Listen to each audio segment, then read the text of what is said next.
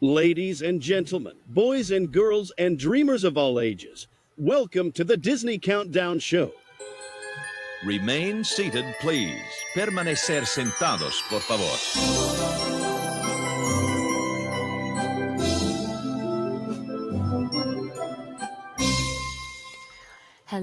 Hello everyone, and welcome back to the Disney Countdown Show. My name is Megan, the magical millennial, and I am joined today by the ever so lovely and wonderful co-host, the dapper Danielle. How you doing, Danielle? I'm sleepy compared to the last episode where we recorded in the nighttime and Danielle was like still awake. It was prime time. And then now I'm like, oh no, Danielle could go back to bed.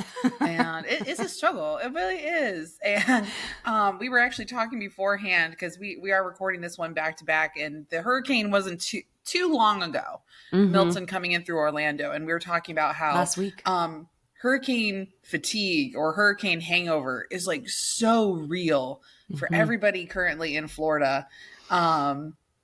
Just because like you hold in all this stress the week before, and then the hurricane comes through, and then now you're like, your body's relaxing a little bit, and you're just like, oh, I feel exhausted. Yeah, because all the adrenaline has left your body, trying to prepare and make sure everything's all, ready. You also just don't know, how bad it's going to be. So I get that. Right. I totally get that. Again, glad everything's okay over there with you. And I totally understand. But I'm happy we're here on this lovely morning. You got the caffeine. I know you got some coffee over there on your end. I'm holding my D100 purple mug right now. Oh, I love cute. This one. Thank you. It's got the little emblem with the characters on one side.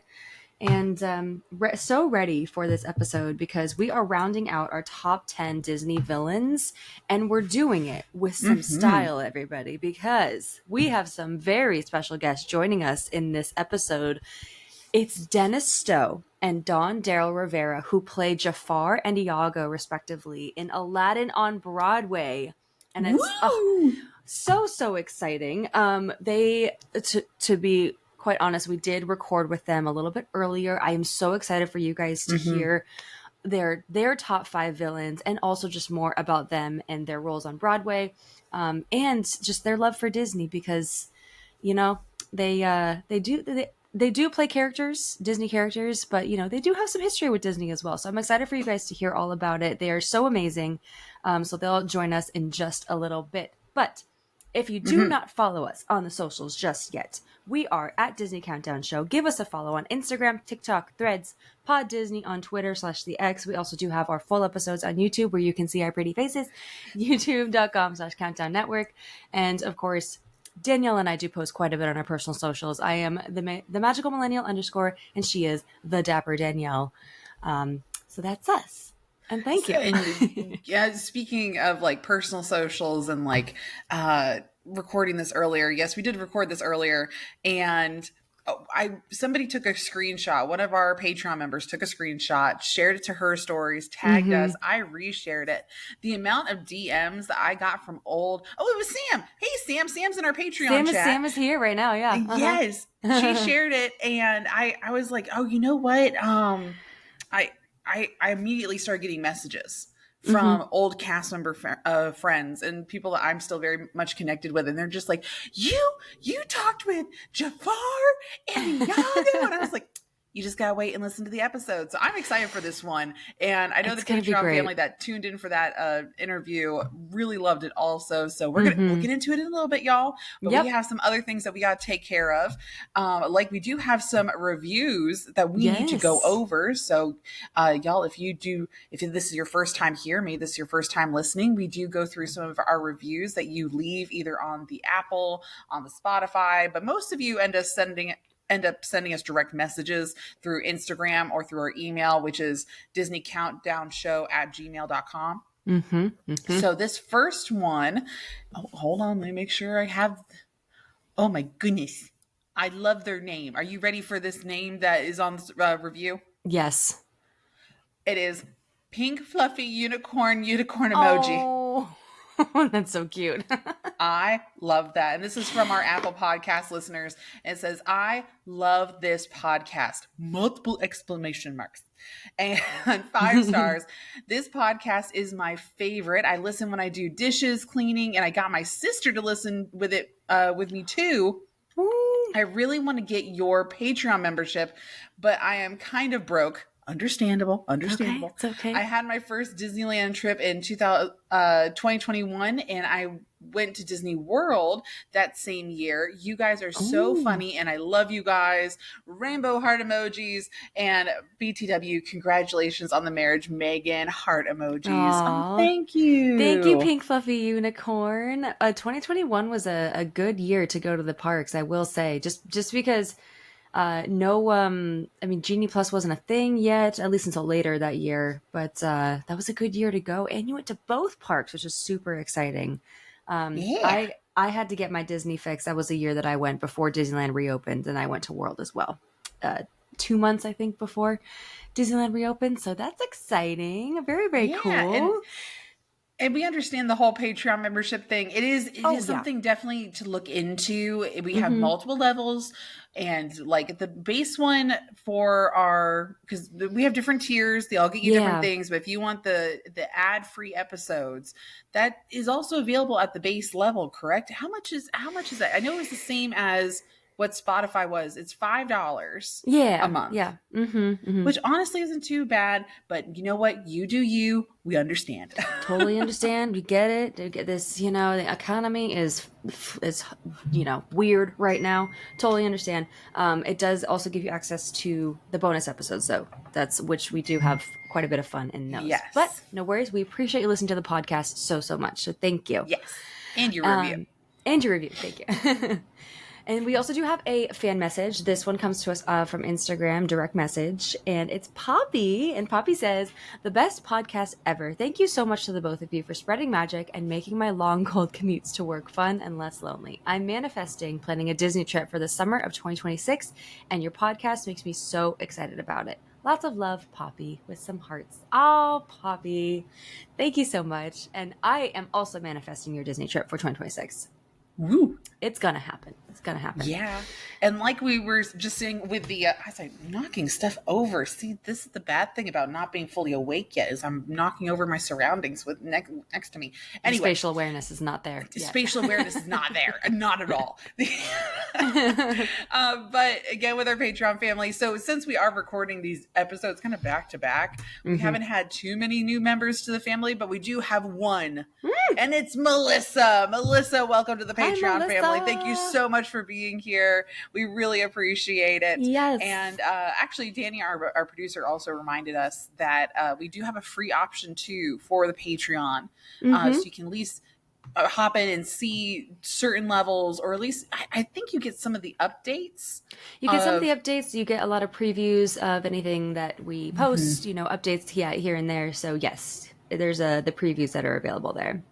Right. And so there's for our free, like the Discord channel is kind of the open one for everybody. Yes, certain levels of the Discord channel are available through the free version of the Patreon, but not all the channels within the Discord. Correct. So yeah, the technical stuff. There's so much going on, and it's a lot of technical stuff. Cool. It is. It is. And speaking of the technical stuff, we have switched podcast host services, y'all. All very exciting. It's all good. We have no beef with Spotify. We just we're moving onward and upward, everyone. So that's why we are, mentioning the Patreon, is because we no longer have the paid subscriptions on Spotify. So if you want all the same benefits, if you want access to the bonus episodes, the ad-free episodes, that's all going to be now on our Patreon, and you get so many extras. You get so many bonuses. We have monthly giveaways. You can join our live chat, as we have some people here right now. So hello again. We have virtual hangs each month where we just chat for however long we want, really, play some games, and it's a lot of fun. So we do have, if you're interested, we have the Patreon link in our episode notes, or you can search us. It's Disney Countdown on patreon.com. And you can also see all the extras that you get with each tier on Patreon. Yes. Yeah. You did such a bet. You can tell who's more awake in the morning because Megan went through all that. She was able to explain it beautifully. And I'm just like, yeah, that sounded great. No, Ask me in I another appreciate couple it. Thank hours you. when I'm more awake. Oh, girl, it's literally because I just had my 3 sips of coffee beforehand, and I'm like, oh, I'm ready to go. I was groggy this morning. Let me tell you, we're getting ready. So, guys, as we're recording this, we are leaving for Hawaii in 24 hours. Me and my husband, and that means that I have to get up at 4 a.m. tomorrow. So, and I have not Oh, been getting very much sleep at all this week. Hopefully, that means I can pass out on the plane. But I have been trying to cram everything in this week before we leave for vacation, and it's been a lot. I'm not gonna lie. These last 3 days have been like, and I'm looking at my schedule literally as we speak, and I am just like, okay, here we go, everyone. The next minute of my life is going to be booked today. So, but that's fine. It's fine. That's how I prefer it, honestly. It's never a dull moment. right. Well, and So then I gotta be awake. for the week that this episode releases, I will be in Disneyland by this That's time. right. That's right. Yes. And I'll be getting ready to go over there for the race. That's right. It's so exciting. But So I'll be with we you. talked about this in one of the bonus episodes. And so for those that are listening in, surprise, this is coming out on Monday the 28th. Yes. My brother and I will be in Pasadena for Lightbox Expo, which is a really big animator graphic design convention. And Clarence, my brother, was like, some of y'all have seen him on the socials. He lives in Nashville though, so he doesn't make too many appearances, but for MegaCon he definitely does. And he's like, hey Danielle, do you want to possibly go to Lightbox Expo with me? And I was like, as long as we can go to Disney, like for 2 days at the end. Of And he's course. like, bet. And Yeah, I bet. didn't Let's realize. And I've been, I don't know, I feel like I have a different connection with the Disneyland community now, either virtually, and I have been a couple times now since doing content recording. But my brother hasn't been to Disneyland since I was 8. Is that 8? Oh my gosh, like He was decades then. He was like 6 or 5. I don't even know if Disney California Adventure was no, it was around by then. But it would have been in its first phases. But he's never experienced. For sure. Or maybe we only did Disneyland. I don't even know if we went to DCA. DCA has only been around for about 23 years. It opened in 2001. It would have been after 2001. Okay, so you were there. Okay. But Yeah. I don't know. We don't have any like genuine memories of going to that park. So we might have only paid for a Disneyland ticket. Got it. Then yeah, so basically his first time at DCA. That's exciting. I'm so excited. I mean, the only struggle is that there are so many parks that are so many rides that are so much smaller, right? Clarence is a big man, right? Now he's not a little dude anymore. He's a big man. So DCA I feel like because it was built later on, DCA has ride vehicles that are more inclusive with the capacity and the size. Oh yes. Disneyland, on the other hand, I'm sorry, y'all. She was built in the 50s, and some rides, especially in Fantasyland, they can be a tight fit. So right. So if we go on Snow White, we're gonna have to sit I'll sit in the front part. Oh, I was gonna say, you can't sit and run one row on Snow White. That's understandable. His legs are too long. Clarence, how tall is Clarence? Clarence is like 6'3" something, and he's tall, man. He's not. He's just a bigger dude. Like he could be a linebacker, but he's a musician for sure. Yeah. Yeah, so I'm so excited to take him, and I do need somebody to grab pictures of us trying to squeeze into a ride vehicle together. Also, I think that'd be hilarious. Honestly, I think the best one would be Mr. Toad's Wild Ride, because those cars are snug for sure.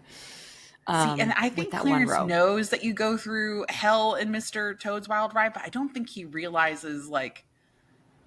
To what extent? It's like. Yeah, the extent of it. It's gonna be great. It's gonna be a lot of firsts.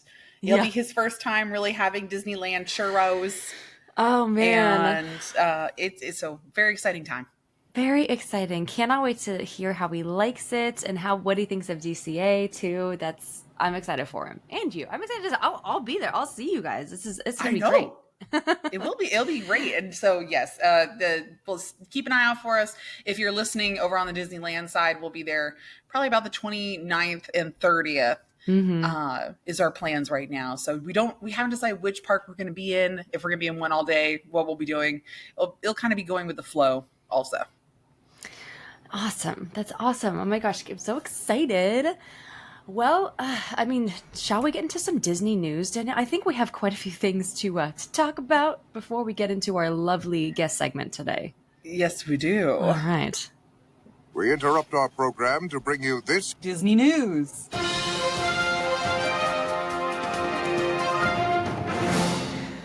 And I have to get this off my chest because this. Are you talking about what Adam just put in the chat? Did Adam just put it? Yes, Adam. Okay. That's exactly what I wanted to talk about. I just saw it this morning, and I'm like, what?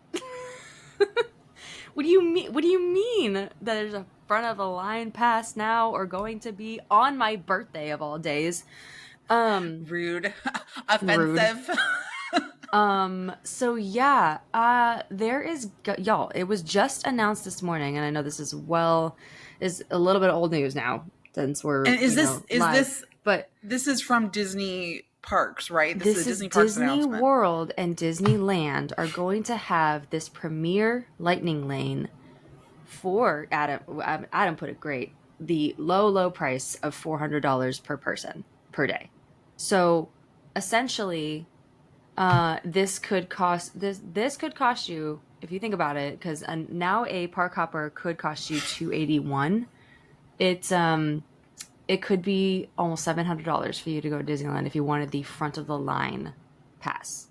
I don't know what this means. What do you mean front of the line? You just go in through the exit? Mean that you can get onto every single attraction and just say and not wait in any line. Ultimate pass, backstage pass, just lets you through, no questions asked, and you don't have to make reservations. Maybe it just works for every single ride.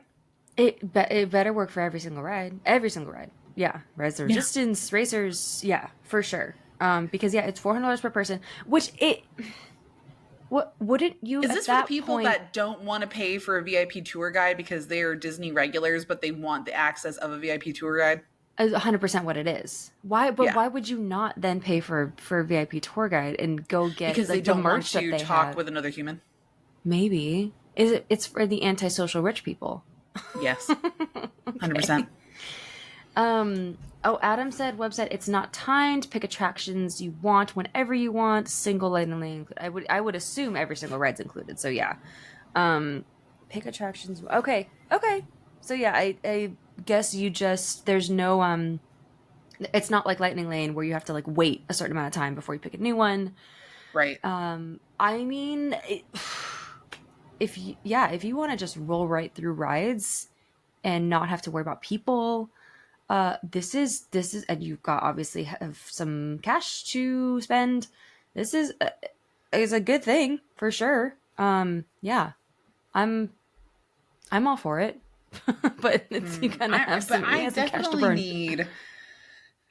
I need the breakdown of the pros and cons of VIP tour guide versus paying the $400 per person. That's what I want to look at too, because I think a VIP tour, I think it's around the same price right now. But it includes multiple people. And you do need multiple people. That's true. You need to fill the group. Yeah. To make it worth your while. So that's a good point. This one is just per person. You don't have to worry about splitting it up or anything. It's just, this is what you're going to pay, to add it on. So I okay. All right. This is I mean, just quite obviously it's a way for Disney to make more money at the parks. And that's kind of an obvious thing that they just did. Well, and I think this is really backpedaling because everybody was like, okay, annual pass holders will pay an extra, even tack in an extra $50 a month to have some version of Lightning Lane attached to their annual pass, right? Or so many uses per month. I would pay $400 for the year to have Lightning Lane. I Oh would do it. yeah. It used to be back in the day, Max Pass was $100 for the year to add on to your pass. Oh, it's depressing at this point. But it was for the entire year. It wasn't It just was a for one the day thing. year. It was for the year. It was $100. Mm-hmm. To have the Max Pass. Oh my god, it's so sad to think about. I have to like put it out of my brain. But I would pay a down payment. I would add it on absolutely to have it for the year. They can't do that anymore. They're not going to, because they realize what they everybody can would get do away it. with. Yeah. So, anywho's, am I gonna give this a shot at some point? I don't know. I'd rather do the tour, you know, because now they have merch. They got merch at the hotel, sitting there looking all pretty. I want the merch. If I'm gonna pay that price tag, I want the VIP tour. And I also I love their tour guides and the so much. tour guides are so legit. And here in Disney they're World, the tour great. guides are the priority because they come with transportation to and from the park. If you want them to, if you want to go from all 4 parks, you get your own private van. You get access to backstage to be able to get in and out of the park. You don't have to go through the main gate. There's even more perks there at World. I didn't even think about that. Yeah. But yeah, and they also just provide really they have really fun facts about the parks. They can give you some Disney history, and they help you out literally all day. So I don't know. It's up to you guys. But yeah, that's going to be a thing starting October. Oh, goodness. Was it the 23rd? Is it at my actual birthday, or is it the 25th, which is that Friday? Hang on. 23rd. It is 23rd. Danny is confirming for us. My birthday. Happy birthday. You can spend more money at Disneyland. Wow. Okay. So, and also, it's going to be priced at $400 per person per day through December 31st this year. Beginning in 2025, pricing will vary by date and demand within a $300 and $400 range. Okay. You know what? I am 100% thinking that it is a answer from, because VIP tour guides, like there's such demand for them too right now. There is. I see a lot of them. Mm-hmm. There's so many of them. And especially here in Disney World, this is a way of saying, okay, for those people that are demanding to have a VIP tour guide, but they only want to do rides. And these are poor VIP tour guides. They are run ragged, right? Because they don't stop for food unless the family stops for food. So if the family's like, we demand to go on every single ride. We're here for 12 hours. We brought snacks with us, or we're just going to get one little thing, and they don't stop. The tour guide doesn't stop. Okay. So this is kind of the answer to that, to be like, okay, we're not going to have you run the cast members ragged. So here's another option that you can do. You don't need our people, and it gets you on all the attractions. You just have to figure out your own transportation to and from. Got it. Okay. That's yeah. I mean, it makes sense. I guess it is nice to have for the people who can't afford it and just want. And Adam is saying Universal has had a version of something like this, and it's about $200 per person. Oh, interesting. I did not know that existed. Huh. Right. Okay. I only know about the their Lightning Lane, which is the, oh my gosh, I even I have access to that after 3 p.m. with my pass. I forgot what it's called, but yeah, I did not know that. Okay. All right. Well, now we know. Okay. But in other news, we do have some other announcements. Like, we finally have a release date set for Lilo and Stitch the movie. Yes, it's not 626. Missed opportunity. It's not 626. But... What? I mean, makes sense. But it is going to be coming out May 23rd of 2025. So in the spring of next year. It's exciting. I'm excited. I think, like, I know some people are kind of torn about Stitch's animation. I don't mind it. I think it actually looks okay. I think it looks great. And I do like that Chris Sanders is coming back to voice Stitch again. I love that too. That they're getting the OG voice, Chris himself. I think it's gonna be cute. I have relatively high hopes for it. I'm excited. Lilo and Stitch was a that was a classic movie for us growing up as kids. We loved Lilo and Stitch, so I'm looking forward to yes. it. Mm-hmm. Yep. So we'll see. We'll see what happens, y'all. Oh man, yeah. And then we also have, okay, so I did see that our wonderful Disney World animals have returned safely to their habitats after Hurricane Milton, which I did see some videos of that, which was really nice. So I'm glad to hear, because I worry about the animals over there during these natural disasters. So I'm glad that they were safe, taken care of, and now they're Let back. me answer that real quick, because that was the number one question I got while I was live streaming during the hurricane was what's happening with the animal kingdom animals. And I'm like, y'all, these animals have their own hurricane proof enclosures backstage. They have their own ride out crews. So like the cast members that are usually like hanging out in the park riding out, they have their own veterinarian teams on hand, wading through the hurricane with them, checking them out, making sure they're not overly stressed, giving them little snacky snacks. And just like how you have your hurricane snacks, they had hurricane snacks too. And once they go through and they'll walk through their enclosures and make sure all the major like debris is out of the way, that's safe for the animals to return back in. And now they are back in pretty quickly. In Animal Kingdom actually did pretty good this hurricane. It was bad. There was a couple of down trees, and the resort area was definitely affected, but not as bad as what it could have been. And yeah. Awesome. Yay. Well, again, glad they're safe and sound, back in their homes. And yeah, I'm just happy to see it. I love animals, so I'm glad that they're doing okay. Right. Now, what is this that we've also heard of? Tron is getting a PC and console video game in 2025. Oh, we got a Tron game? Did you see this? No, I didn't it's see gonna this. be it's a puzzle game called Tron Identity. And let me see. Resourceful game. Newfound power. It's Tron. Okay, there's Tron a lot of words. Okay. No, it continues the story of Tron Identity. This is Tron Catalyst. Disney Tron Catalyst. Oh, cool. All right. So for the Introduced video game EXO. nerds, something to be on the lookout for. It looks like a trailer just dropped here recently too. Oh, okay. So this is about EXO, who takes on the overlords of a crumbling grid, all while evading Khan, a malevolent agent of Core. Ooh, this is fun. Okay, Tron. I'm a big Tron person, and but I'm not a big game person, video game person.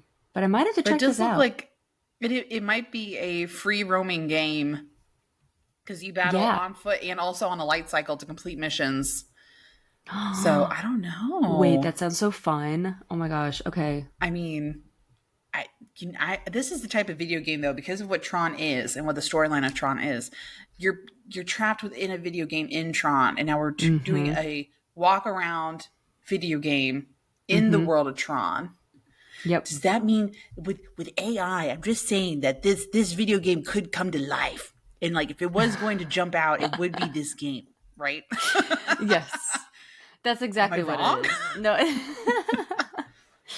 no, you nailed it, Danielle. Yes, it's the grid is becoming real, and now you can go in and enter it yourself. Then enter it physically too. Oh, I don't know how I feel about that. I just love Tron. I'm so excited for the new movie that's coming out. I don't know if it's next year or 2026, but looking forward to it. I think it is next year. But yeah, this is cool. I might have to give this a shot. Right? Fun. And then our final story of the day, we do have confirmation of construction happening at a new Disney resort. I think this is over by you, Danielle. It's not really new. This is what they're talking about.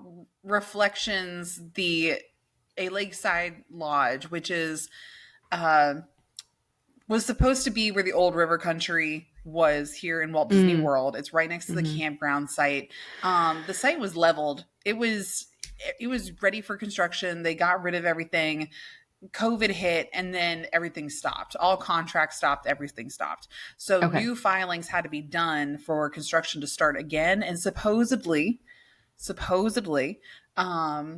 everything has been reapproved. and we might be getting this resort back. Contracts have been made, land's being moved around again to get the construction back underway. So more information to come. And Reflections, a lakeside lodge, a Disney lakeside lodge might be coming very, very soon.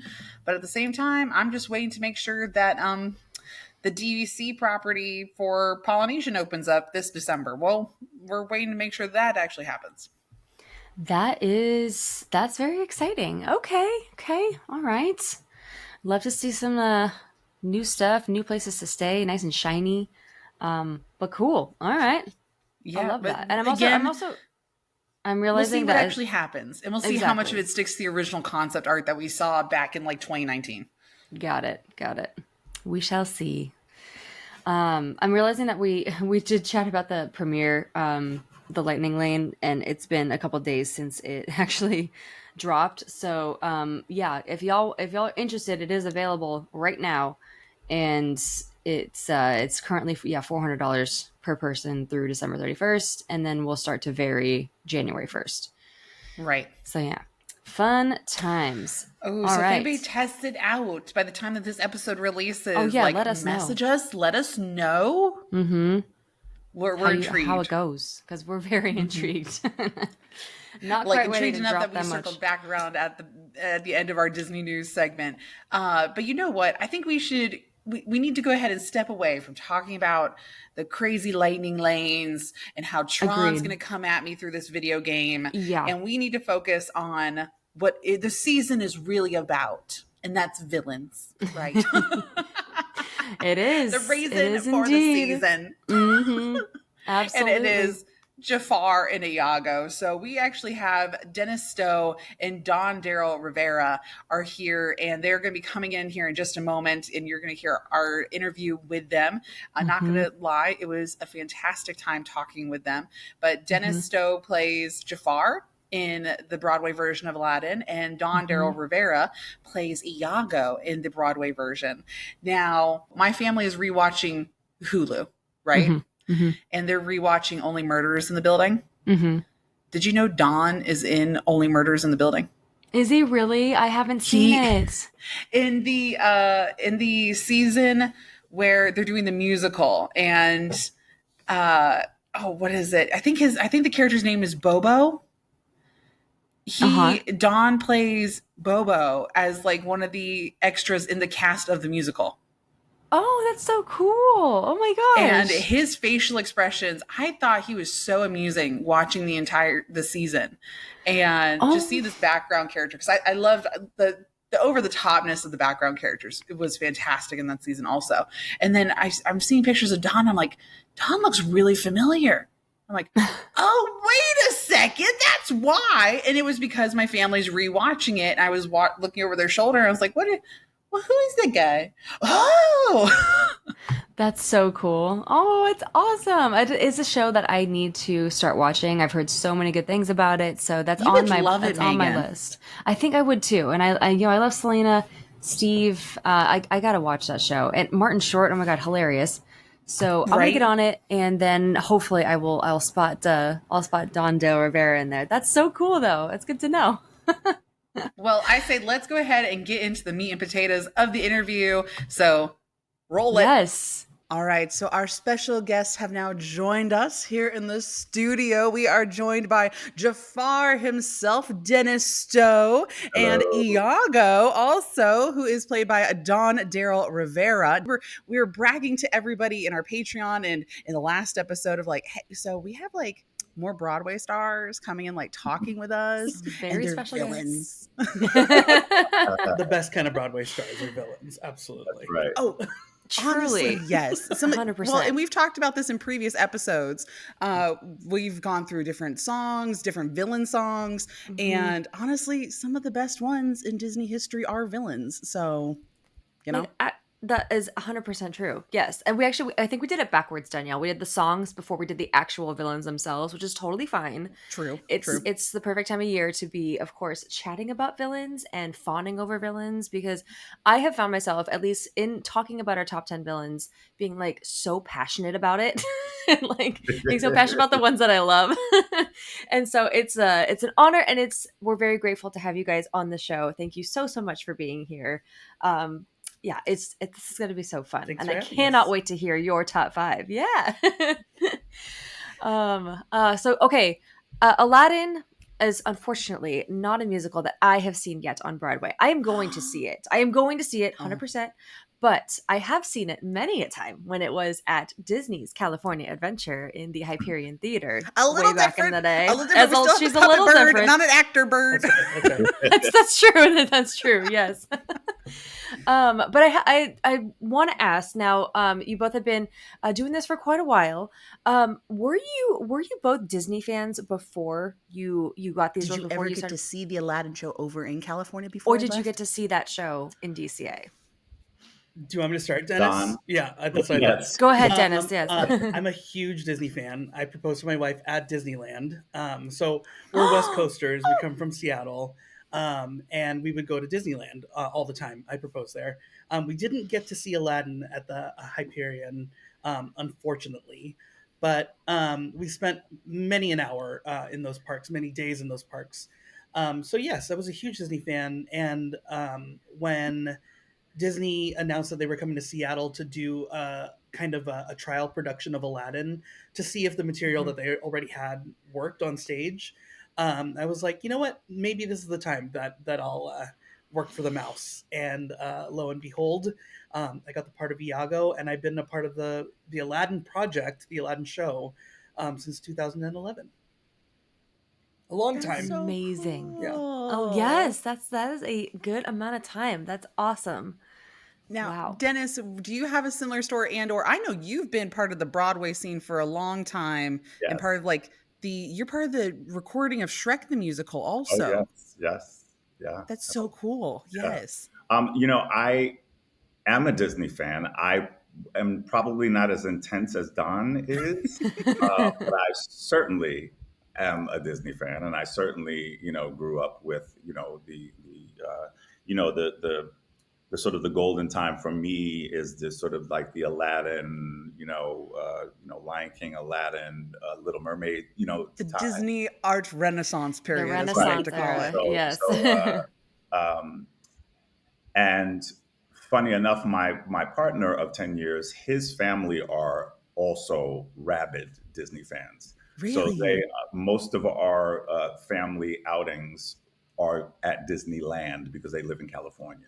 Ooh, So, okay. and then maybe just a couple of short years ago, I hadn't been to Disney World in some years, and we went maybe 2 or 3 years ago, and I was reminded of how really amazing it is, but yeah, I'm not as intense, but I definitely, of course, I might hold the record in the cast. I don't know. Maybe. Yeah, I think that, but I compare myself to Don all the time because I'm just like, oh wow, okay, he really knows all of the ins and outs. Oh, yeah. Well, I'm not- you at least know some stuff in the Disney culture, Dennis, Of because there's some course, people that they're just like, the mouse, and then we're like, Mickey is his name. Like some people don't even realize or understand that. So we appreciate that you at least know you're at least familiar with the culture a little bit. Oh God, yes, and also, the last time when we were in Disneyland, I got to go to Club 31. Ooh, the special. listen, Did you see Don's eye roll right there? That was aggressive. Well, he got me some He's jealous. souvenirs from there, so I guess had it's some okay. souvenirs. But again, I have to say, admittedly, I did not realize, the importance prestige. of Yes. and the exclusivity of it all. Mhm. And I kind of just was just like, oh, we're gonna go to Club 31, and I remember Don and his dresser Leslie also was a big Disney fan, and they were like, what? What do you mean? And I have all the, I have the Christmas ornament. I have, coasters. I think I brought Donna. Did I buy you a deck of cards? You got me a deck of cards. I have a pin. I just need the membership now. That's all I need, and I'll be set. Easy peasy. You can get that, no Absolutely. problem. I don't know. That's like a serious. For those that don't know, Club 33 is like a 33, serious oh my God, waiting look at me, game see? and application You're process. fine. You have to interview to be able to be a member, and it's You like do. multiple interviews. It's crazy. And there's Club still a 10-year 33. waiting list, at least. That's it. Yes. So, Unless Jess, you there know is a Club someone. 33. Yeah. And then there's 33, also. not 31. 33. No, See, you're see how totally we see fine. it? Because I'm not- there's a 21 Royal. So you kind of combine the two. There's a 21 Royal, That's which is That's why. it's Yeah. an exclusive dining experience above Pirates. We were just talking about that in one of In our the last episode. in our Yeah. last episode, how that was a Disney bucket list item. Speaking of Disney fans, yeah, obviously there's one right here. That would be, I believe it comes out to 18,000 for the dinner for 12 people now these days. So it's just a little price tag for per person for that dinner. But anyways, I digress. Club 33 is it a makes very Club special 33 time. seem normal. That's right. Just like a regular dinner. Yeah. Quick service, And I will say, basically. Yeah. it was pretty amazing. It was pretty amazing. It's beautiful in there. It's got a lot of Now I history know too. The history of it is gorgeous. Yeah. Mm-hmm. That's so awesome. So good. Danielle got to Now, experience her first time too recently for Disneyland. It was our producer Danny's birthday, and we have a friend that was able to get us a reservation into Club 33. So it was my first time experiencing it in Disneyland, and of course I'm nerding out. So I'm like, okay, the waiter's like, well, have you ever been here before? And I'm like, no, tell me everything. Point out every little detail in the place. And so I loved it. It was amazing. So we'll get you in there, Dawn, too. Well, fabulous. that's on the list too. So am I the only 100%. person in the room who has not been to Club 33 currently? Yeah. And I feel like It's you, okay. you deserve to be there. It's okay. You deserve to be there. One day. We're gonna bring you, Dawn. No, it is gonna happen. It is gonna happen. You Great, and your good. wife, we're going. Yes. Okay, good. Mhm. Yeah. We'll So make it funny. happen. Okay, now so Dawn, you obviously have some experience in the parks. Do you have a favorite memory besides proposing to your wife of like your time in Disney, either World or Land, just like that iconic Disney memory? And I know this is a very loaded question because you're just like, oh, but there were so many. But is there one that really in particular stands out for you? I mean, really, there truly are so many. We actually just came back this summer from Tokyo for the first time, which was awesome. Okay, that's a brag. That's a good one. Amazing. Yes, thank you. I don't know, but that's okay. But my favorite memory was bringing my daughter for the first time and seeing Disney through her eyes. She was 3 when we first brought her to the parks, and my wife and I, we would take vacations. We would do Disney daycations when we were on the West Coast, and then we spent a couple times like week-long vacations by ourselves, and then our daughter was born, and we waited until she was 3 to bring her to the parks and to remember the magic that's for the children, that's for the kids. Things that I had glazed over kind of as a Disney adult, just seeing the things that they go the extra mile to make extra magic for the kids. Like that was really spectacular, and something I'll never forget. Oh, I That's love fantastic. Oh, that's so cute. That is what people say when you start taking kids to Disney, because it is a different world before, you have kids and everything. Seeing it through their eyes is one of the most magical experiences you could ever have. It's So, so true. I recently got married. We do plan on having kids in the future, so I'm very excited to start doing that. And 3 is I feel like it's such a great age to start taking them. So that's Oh yeah, I that commend you filter for of waiting till she was magic 3. is real, is still there. It's real. Yeah, exactly. everything was real. Yeah. That's amazing. I Oh, love that I love so much. See, what I think that's the only bad thing about being a Florida local kid is that I started going when I was like a wee baby, right? So my first interactions that my parents ever recorded was me as like a baby grabbing Mickey Mouse's nose and just going ah, and just like eating Yeah. Mickey Mouse, and good times. I think that's why I have such a that's high for the immune system. parents. But yes. Those so videos are 3 for is the a good age. We can keep the baby from eating Mickey Mouse's nose. Yeah. The Yes. Now, Dennis, do you either have a favorite Disney Parks memory or even like a Disney movie memory, something Yeah, associated with that? no, I can do a Disney Parks memory because it was Yeah. the most recent one. And listen, we talk about kids, experiencing it as an adult is also, for somebody who hadn't been to Disney World in a long time, of course, Epcot was my favorite Oh, yeah. Oh, because, yes. I think Ratatouille had just opened, or Hmm. maybe did it just open recently? I think maybe. It did. Yeah. Right. Yes. So everybody. So we went to, of course, it's in France, in Epcot. So I remember we wanted to make sure that we got there early. So we got up, really early and walked all the way from the main gate to France, which is a trek. We had a little glass of champagne in France, which was very nice. And we did Ratatouille. And of course, drinking around the world for us adults is quite enjoyable. Yes, indeed. But I think that my favorite moment was the Soarin' ride, right? Yeah. I had never been on it, and everybody's like, "Well, you got to go on Soarin'," and it was so magical to me. The way that you go through all the parts of the world and the smells and I have this strange fixation with flying. Oftentimes, sometimes in my when I have dreams, it's about me being able to fly. Yeah. So it was really, really something, and really special. It kind of really uh, affected me. I love Yeah. Like, that so wow. much. Yeah, it was really, really magical to me. So yeah. See, Oh. and I don't know, me and Megan, I think we might have like touched on this before, but Soarin' is one of those attractions where we definitely take it for granted. But if it's We somebody do. that's never been to the park before, Soarin' is a great flex ride to be able to make them feel so immersed into it. And it is very cool technology Yeah. to make that attraction happen. It is very, very cool. Now, Yeah. my other question was, did you have a favorite drink from around the world? Oh goodness. Well, I'm a champagne guy. So, when we went to France and we started out our France. morning with a mimosa, uh, I think it was Vove. Is there a Vove?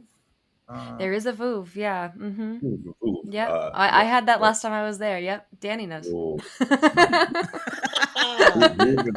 Vouv is my favorite. Oh, So. it's the best. Oh, man after my own heart, Dennis. Yes. I love that. Oh, fabulous.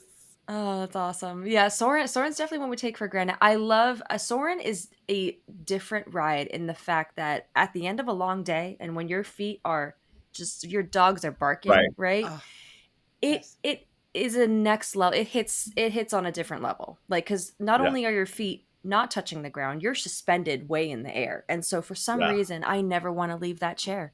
I'm like, "No, Yeah. can I go again, please?" Like I can't. Yeah. I don't want to get back up. The blood rushes back down, to your It feet. does, it does, and you feel so relaxed for the 5 minutes that you're on that ride. It's Yeah. fantastic. We have a version called Soarin' over California that likes to return for the Food and Wine Festival every year, and it's very nostalgic. It's very 1999 when they filmed it. So, but we still love it for who she is. There's no CGI involved. It's actually a helicopter that flew through these areas. So, but yeah, oh, that's so awesome. Well, getting back to our talk about villains because we are in the spooky season. Yes. So, Wait, side note, have any of you Yeah. experienced the Disney parks during the Halloween season? oh, that's a good question. Yes. I Yes, have not. Okay. Yeah. But Dawn has. Okay. Land. So I if we think mention it, then it won't be completely like a side tangent. That's why I ask. Sometimes we like to stay like between like Halloween and Christmas so that we can Yes. see the parks change over. That's usually when we try Both, to yeah. try to hit our vacation. Oh, That's a smart good time. move. See, It's a Dawn good time. knows. Bang for your buck. You get it. You get it. Absolutely. And during the crowds can be okay during those weeks in between, so That's right. You 'cause get they're, the like, best of undecided. all the worlds. That's right. Right. That's yeah, that's a good time. Because yeah, sometimes I mean a lot of times we have villains that are walking around during the Halloween season, just chilling. We got Queen of Hearts, Cruella. Sometimes Jafar likes to make an appearance every now and then. Was it Mhm. ever in your mind that you would ever get to play a Disney a Disney villain, or what is that like to actually step into that role of a Disney villain? Yeah, that's a very good question. Well, to have the blessing and the luxury of learning from the man who created the role, Jonathan The guy. Freeman, who was Yeah. the original Jonathan, voice of yes. Jafar Mm-hmm. in the movie of Aladdin, uh, Wow. was playing him on stage. I believe, Don, correct me if I'm wrong, is he one of the only actors to be able to play Mm-hmm. a character that he voiced in an animated movie on That's right. stage? In the entire Disney So canon. yeah, so for 8 years, he did it. Yeah. And so, yeah, I was his understudy for basically the whole time, and then I moved to what's called a standby position on Mm-hmm. Broadway, which is an offstage understudy who's not in the show but is there to stand by for whatever characters that they are covering. So Mm-hmm. I had a lot of amazing opportunity to learn from this man who you know not only is an amazing voice artist, but just an amazing actor and so versatile and so has so many stories, and his original stories about getting the role of Jafar in the movie Mm-hmm. are amazing. And so um, of course, quite daunting, right? I remember my first time as going on as an understudy, and I was like, wow, this is Jafar, like this is pretty iconic, you know. Mm-hmm. Mm-hmm. Um, and but I was lucky in that I was able to learn from Jonathan, and his advice is to be deliciously evil, right? No Ooh, matter I what, That's love so that. no Jafar. matter That's so why Jafar. you like Yes. these characters, but there's Mm-hmm. people love the villains, right? And so I Right. try to the best I can, make people not know why they really like this character, even though he's doing not so great things. Mm-hmm. So the Oh, I balance love between that. those things is challenging, as an actor, because because we're doing it on stage, we're not. It's not a cartoon. We are, embodying, these characters. So how do Mm-hmm. you walk the line of not making it too cartoony Mm-hmm. on Mm-hmm. stage, and presenting it as real people. Yeah. Hmm. So Humanizing them. it's Mm-hmm. just a joy. It's a joy to do every day.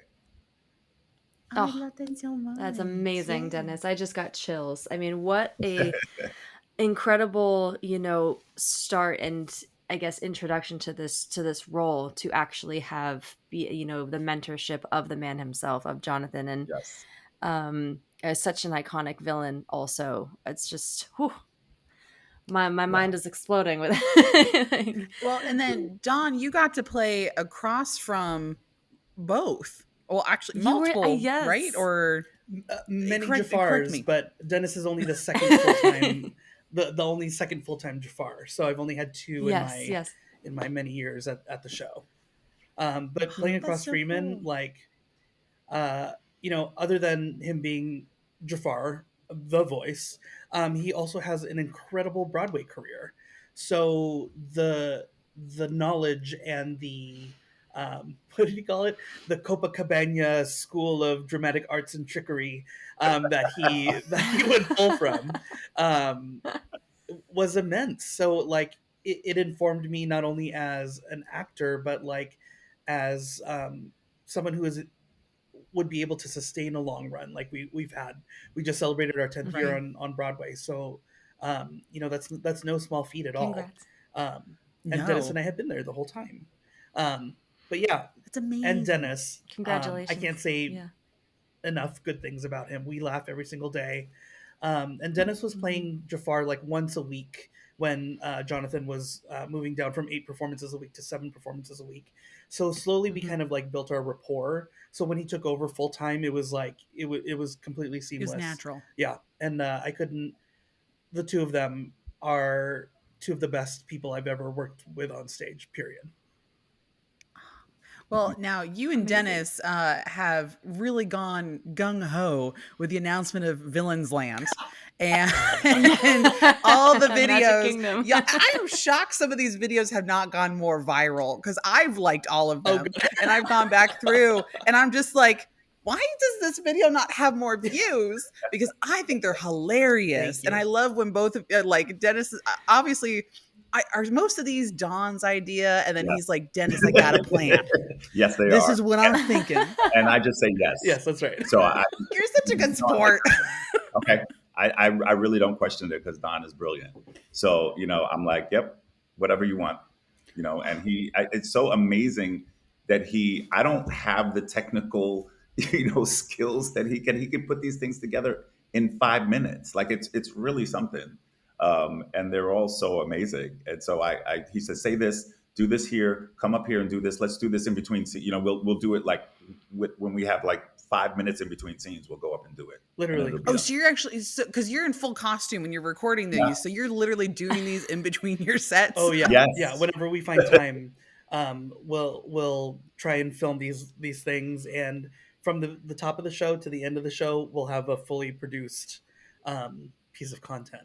Of villains. That is hilarious. I thought I was efficient making content. That is next level, you guys. I am so impressed. Like, as you're working and doing a live show, you go and make the video. That's amazing. Wow.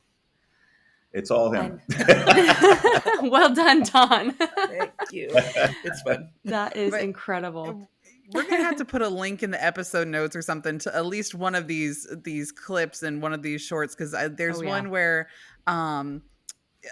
Don's playing Iago as a Villain's Land barista, and then he's serving Jafar, and I thought that one was really funny too. I liked that one. So obviously for that one though, because there are a lot of Joffrey stands, and like that's great. Like I love Joffreys also. So like Iago might not love Joffreys as much as Don Darryl Rivera loves Joffreys, but people are like, don't do that to my Joffreys. It's okay. I thought it was funny. I thought it was great. It was great. So obviously when the news came out about Villain's Land, did y'all think, what were our initial thoughts? Were we excited? Were we questioning? Did we have no idea that this was even a thing, that this was talked about in the Disney community? Well, I knew that it was something that was being bandied about quite a bit, I feel like, for some years. And I was really mad that I didn't get to go to D23 this year. So that was my response to not being able to attend live. Many friends were there, getting to hear these announcements and experience all the experiences there. Maybe next time. Maybe next time I'll be at D23. But I was so excited because there are always people in our audiences who are like, I'm a villains guy. Like, yeah, absolutely. Oh yeah. And it's such, I was gonna say people seem to cheer more for the villain at the curtain call than anybody else. I agree, because they want to be that. Like we get to have the fun that most people don't get to have. Right. We get to torment and torture and make fun of, and we might lose at the end of the day, but we still win the audience over. Yeah, you do. Totally. Yes. Yeah, I love the embracing of the villains, because people really do love them. You know what I mean? Mm-hmm. And why not create a whole world, around them? I think that's great. I'm excited to see what they include for the Aladdin family and for Jafar and Iago and the representation in Villain's Land. I think it's gonna be really, really cool. Now, I guess we should take this moment to go ahead and segue into our countdown. Do y'all have your top 5 Disney villains ready to be able to share with our audience today? Yes. I'm still... There's a hesitation there. You can't just say myself and Jafar. You can't just do those two. We got to have a little bit of variation in there. The other 3 I'm still trying to figure out. Because I'm trying to put into account like villain songs, villain wardrobe. Like these are the things that I'm trying to like really compact together. But yeah, I have my top 5 definitely. Okay, see, and that's me and Megan. We've kind of talked about this, and that's why we're happy that we started with counting down the villain songs first before talking about their character, because there's a couple people that didn't make my villain song list. I'm like, they don't really have songs, but I love how like evil they are or how fabulously dressed they are. That does make up half of it. So like in my last list, I included like Cruella de Vil, but also like Madame Medusa from The Rescuers. And Medusa doesn't have a song, Cruella doesn't have a song, but their fashion and their just like overall awfulness is what got them on my list. So it is a lot of stuff to like weigh and decide on. Yeah, 1 and 2 are still. I'll share both of them as one, maybe, but yeah, That's fine too. yeah, I love it. You can do that. Absolutely. Great. It's our show. Hey, we can don't- make we the don't rules. have some strong rules on this show. You know, we're pretty loosey goosey about it. It's all good. It's all good. All right. All Well, right. Dennis, then do you want to start us off with your number 5? I will. My Okay. number 5 is Dr. Facilier from. Oh, fantastic. Yes. I love The Princess and the Frog. I think it is a important, part of the Disney canon for obvious reasons. And I love the actor who voices that, Keith David, who is also a Broadway luminary. And Yeah, he is. you hear his voice everywhere. And he's sort of somebody that I aspire to be as well. So I just love, I love the character, the song as well. So he's not my number 5, Dr. Facilier. Ooh, That's Dr. a great Facilier's a good choice. one. It's one of my faves too. That's awesome. Right. And I think I was just about to say something about Dr. Facilier. Did I don't know if y'all saw on the internets, on TikTok and whatnot, that Dr. Facilier just premiered over in Tokyo Disney, and his response has exploded. People and that's love something him. nobody was really expecting. That's great. That's awesome. Yeah, that's amazing. Yeah, so like there's videos of him on TikTok. If you search Dr. Facilier Tokyo Disneyland, he is swarmed and he cannot move because they do different character interactions of he will stand there and he'll talk at the crowd and then he has to motion to you to pull you in for a photo. And it's a good couple 5-6 people deep. Wow. And that's not normal for them. And for him to get such a loving response is crazy over there in Tokyo. So very exciting for Dr. Facilier that he's become such a global character now and not just us loving him here in world and land. Right. So Fabulous. awesome. Well, what about you, Great Dawn? choice. Yeah. Okay, number 5 is Mother Gothel. Her song, A Number 1. Great song, Alan Menken. I love how you both first leaned into people and voice actors that were obviously part of theater life and part of Broadway life. yeah. So, I mean, that makes sense. Yeah. And I mean, like, to be so conniving to keep someone in the dark for so long, and to be so slick about it and so cool that it takes just one thing to break that mirror, and you see the spiral of Mother Gothel. That her journey for me was that's why she's at number 5 for me. Ooh, Totally that's a good agreed. one. We were saying that the kidnapping children for your own personal gain was evil enough to get you on the list. So Yes, she was in my 6 through 10. Yeah. yeah. Yep. All right. Well, All right. Number 4 for you, Dennis. Number 4 for me will be Hades. He Oh. does not have a song proper, right? Correct. In the movie, Correct. but Hercules is really, really up there for me. It's an all-time.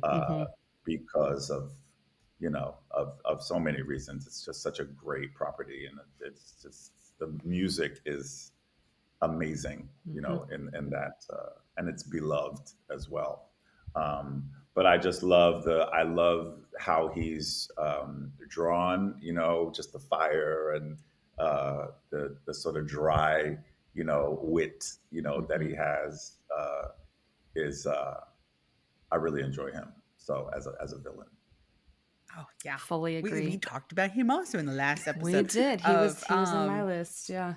He has he finally got a face meet and greet character, because usually he's a oversized costume mask character, but he just got a meet and greet like distance character for Oogie Boogie Bash. And some of the interactions that have come out have been amazing, because the character is so amazing and there's so much material to use there. The sass is there. You get extra points when you have flames literally for hair. I think the great choice. I've been chasing going those in videos on between TikTok. his. Oh, it's so good. Yeah.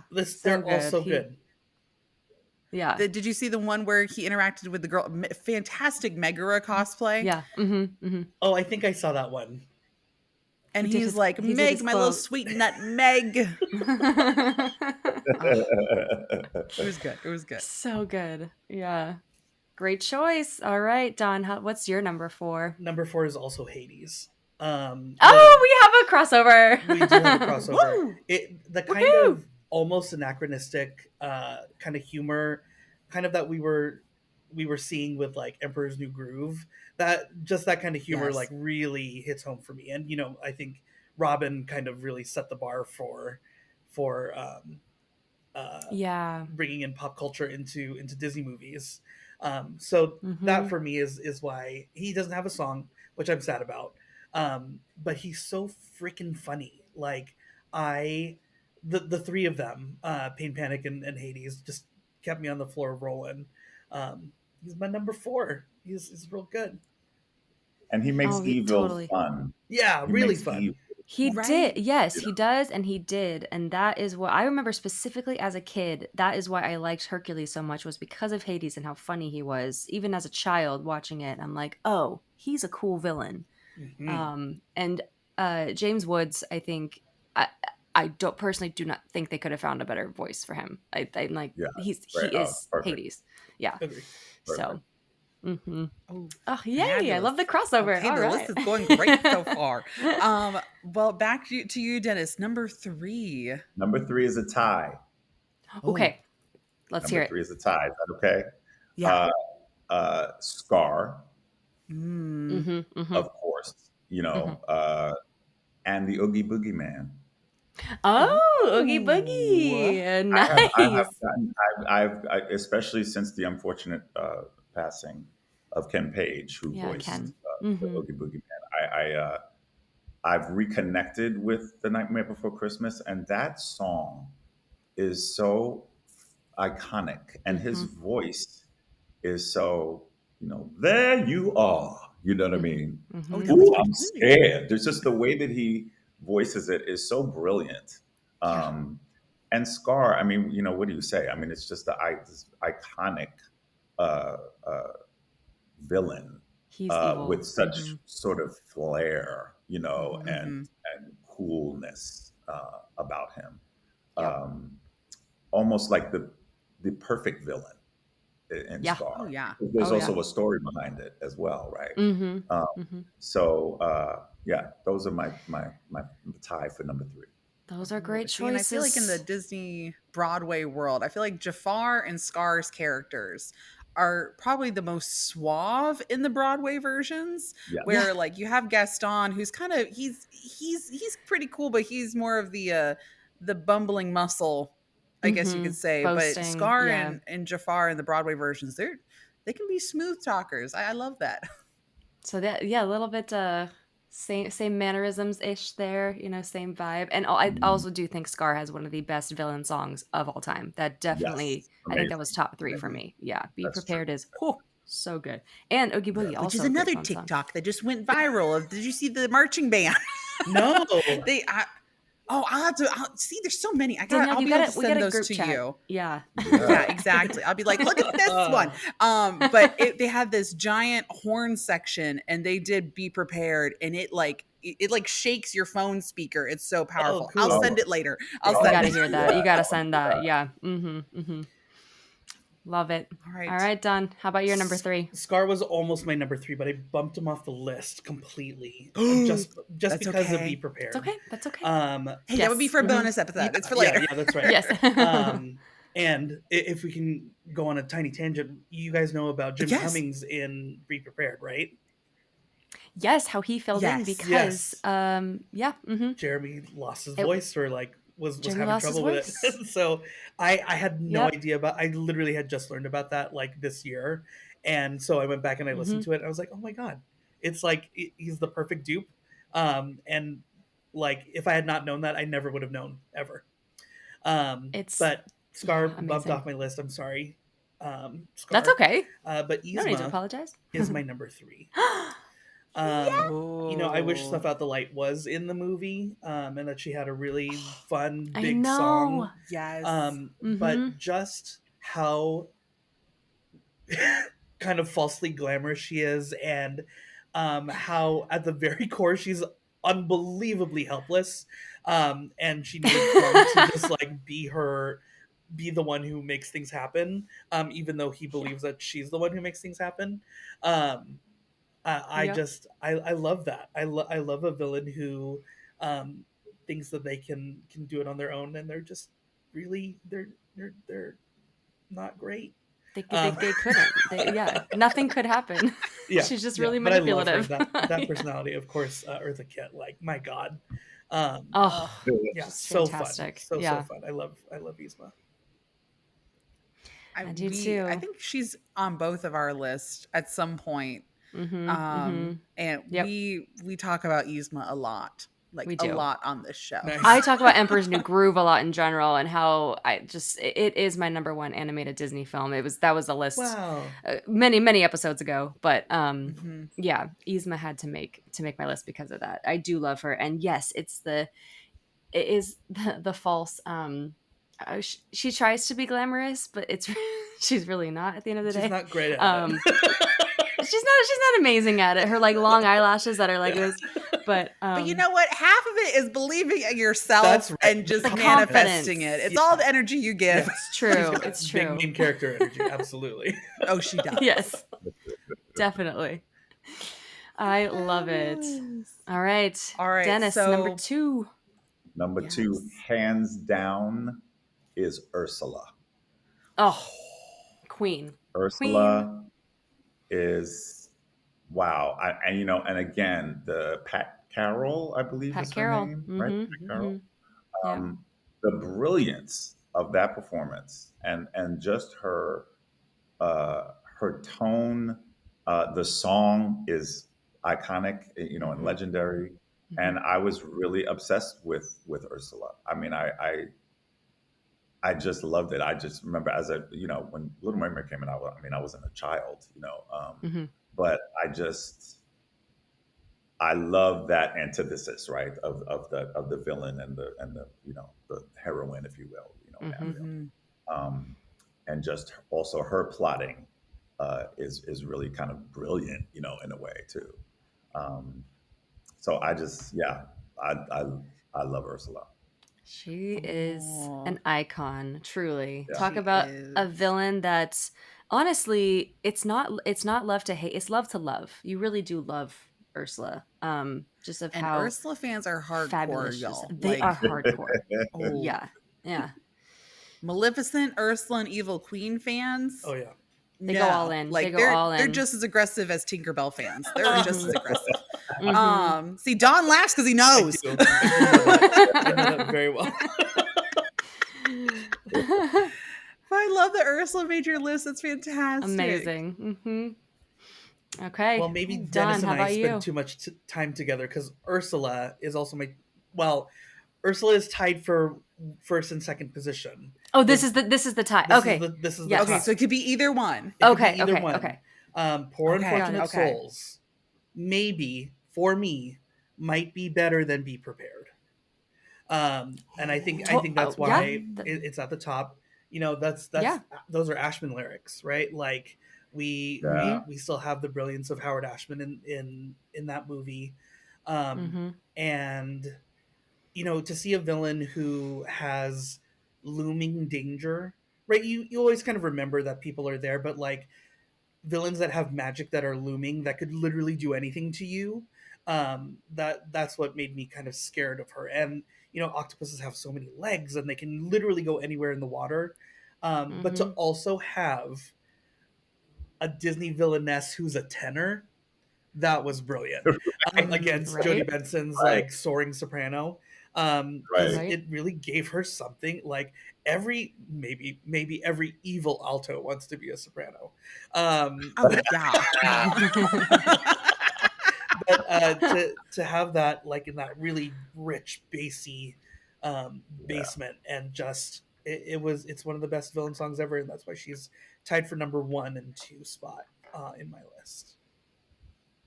Oh, I love that. I love that you bring Amazing. up the music side of it, because like some of my favorite songs are like Mother Gothel's song. I love her Mother song knows so best. much. I Mhm. can't sing that pitch at all, but Ursula's that I can do.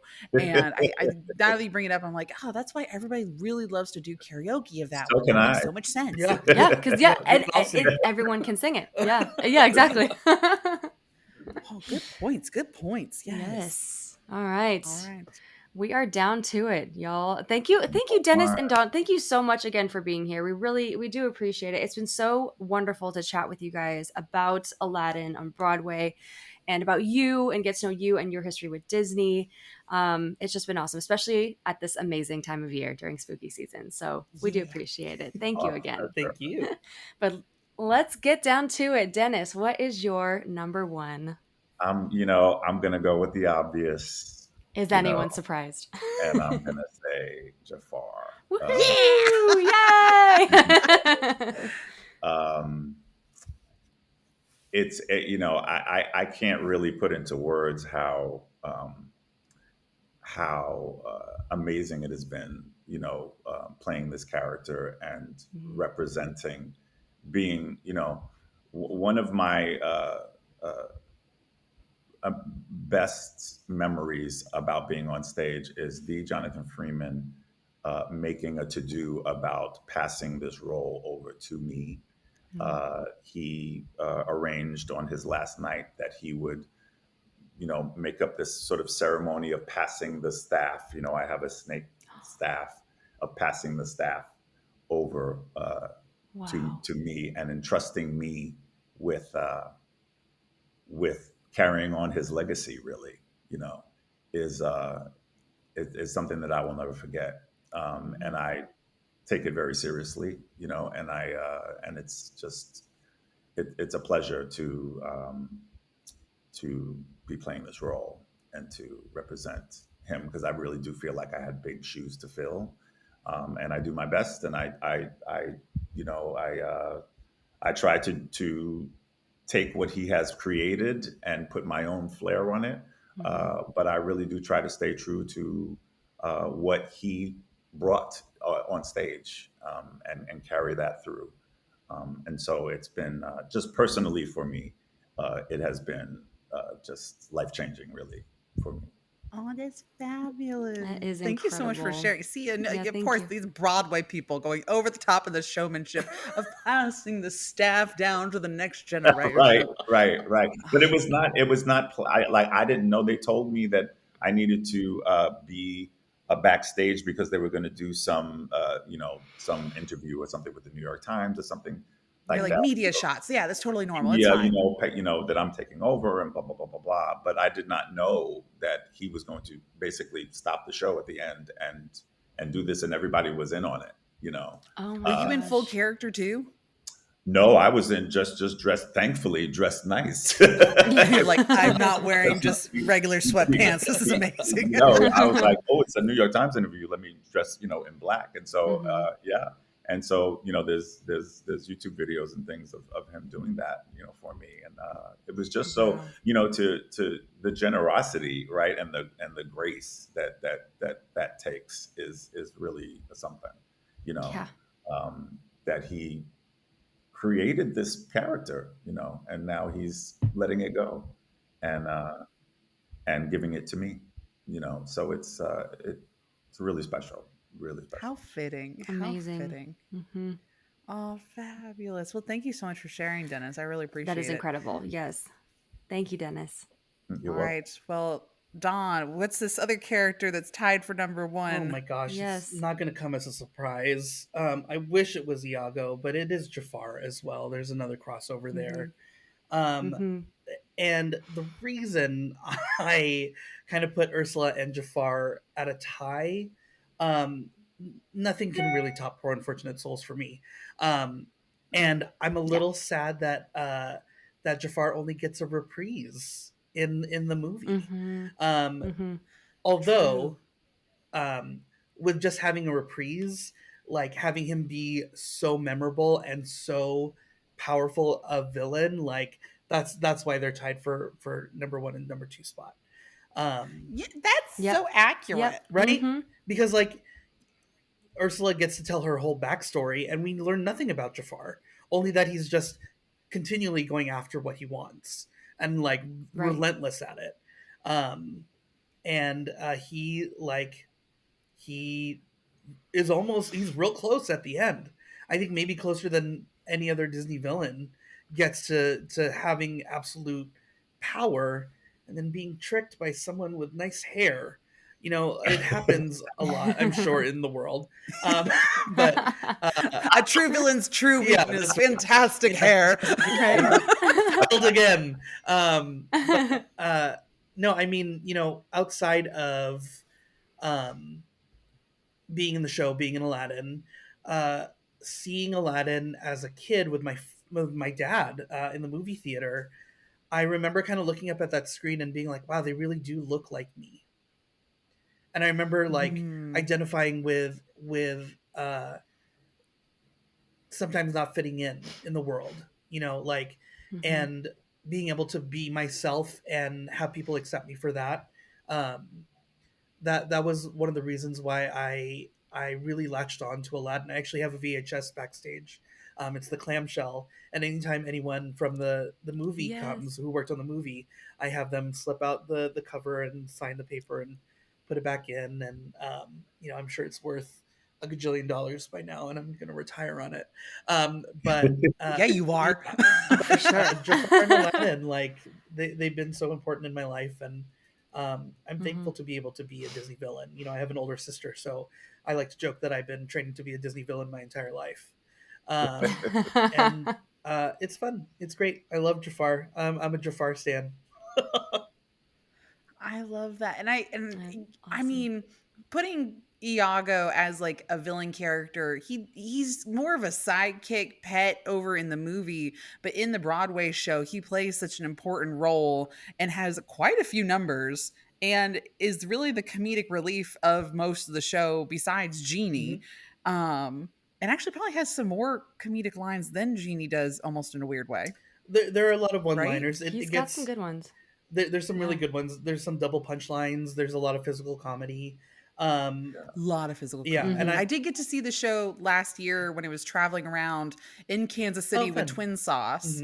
And I loved it. I was floored by it. And I, again, loved watching the villain characters. So it's on my list to come up and see y'all here sooner than later. Let us know. Let us know. We're still there. Yeah. Yeah. We got to go. Fabulous. Yeah. Oh, well, thank you so much, guys. Absolutely. Love your lists. And we're just so honored to have you. So thank you. And thank you for all that you do. You guys, if you want to go see Dennis and Dawn, next on your next trip to New York, go see them in Aladdin because they're there. They are fabulous. And you can also, if you're a listener from the UK, Japan, or Spain, you can see the show there too, just so you know. But yes, Dennis and Dawn, we really hope to, I hope to make it out and see you in New York. I think that'd be absolutely amazing. I love seeing shows over there. So next time, it's happening. Please do. Tell them that you know us. They might give you a discount. Probably not, but you can. They were on our podcast. We can. Okay, good. Yeah, exactly. Yeah, you show them. I don't know. Right. Disney cast members. We know we have a lot of Disney cast members on Coast to Coast from California and from Florida that follow us. Disney cast members, I believe, for the holiday season, there is actually a discount that is happening right now for cast members and their families that they can purchase tickets to go see Aladdin and all the shows that are currently on Broadway. So y'all, I'm just saying, if you need Christmas presents for family, that might be an option, my cast member fam. So letting you know. We have some good merch at the theater too. Yeah. Oh, yes. Yeah. And maybe we will give you a little, backstage tour and show you maybe show you how the magic happens. And we don't know. Maybe. But Yeah. I just want to hold the Jafar staff. That's what I want to do. Can we just touch make it? that up. Okay. Fabulous. Oh Well, my thank you gosh. again, both, Yes. so much for being here, taking time out of your morning. Do you have a show today that you're going to be running off to? Yes. Yeah. All right. Truly no rest for the wicked. No, not at all.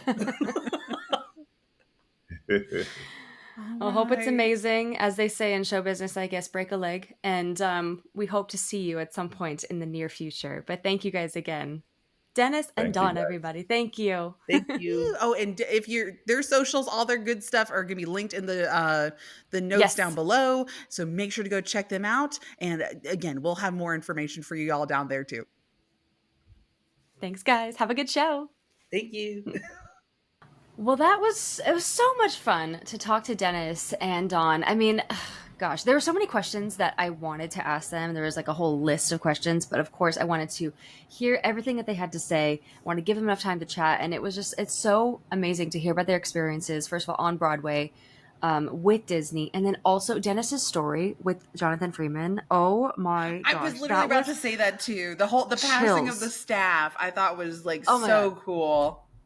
I get chills every time I think about it. I think that's just, it's so amazing. And yeah, it's just really, really fun to chat with them. And y'all, full disclosure, we did record earlier, as we said, and that was because they're on Broadway. They got shows that they got to do. So it was, we had to book them. We had to nail them down. And that was the only time that we could. But we were so grateful to have them on the show and to be able to interview them and also get their top 5 Disney villains, which, you know, they're number ones. How could it not be? Right?